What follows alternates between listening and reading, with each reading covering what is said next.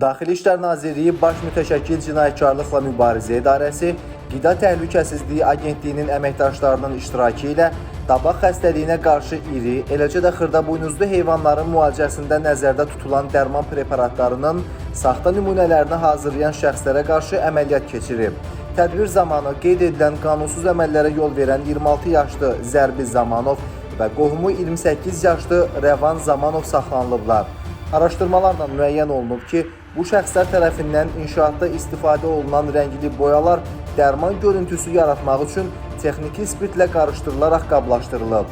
Daha sonra hazırlanan məhlul tabaq əleyhinə dərman vasitəsi kimi satışa çıxarılıb.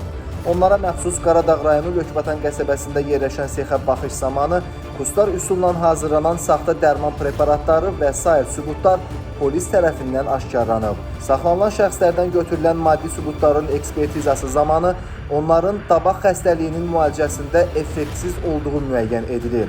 Faktla bağlı araşdırmalar davam etdirilir. Sonda fermerlərə onlara məxsus heyvanların müalicəsi və tibbi profilaktikası zamanı yalnız sertifikatı olan dərman vasitələrindən istifadə etməyi tövsiyə edirik.